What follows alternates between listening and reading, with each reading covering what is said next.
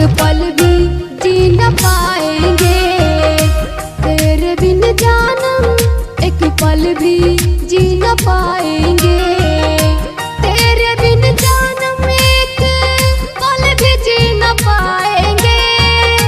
तेरे बिन जानम एक पल भी जी न पाएंगे।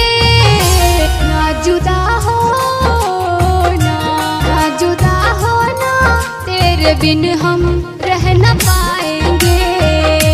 तेरे बिन जानम एक पल भी जी न पाएंगे।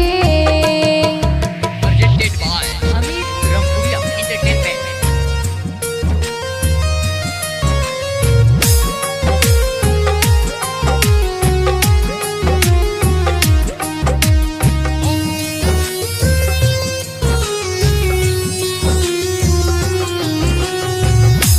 अपने ख्वाबों में जा तुझको ही बसाया है।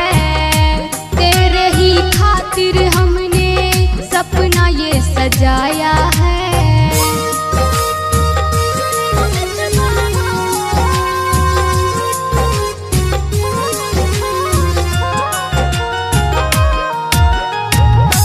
अपने ख्वाबों में जा तुझको ही बसाया है। तेरे ही खातिर हमने सपना ये सजाया है। अपने दिल की ये बात तुमसे कह न पाएंगे। तेरे बिन जानम एक पल भी जी न पाएंगे।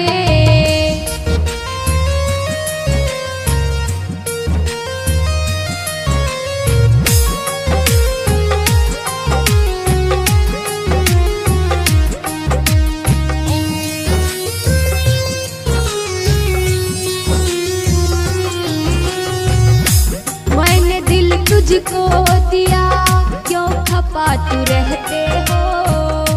क्या गुनाह मैंने किया, क्यों वफा तू करते हो।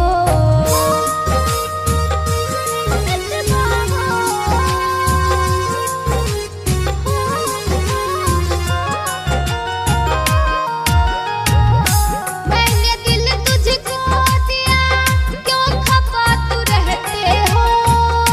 क्या गुनाह मैंने किया, क्यों वफा तू करते हो।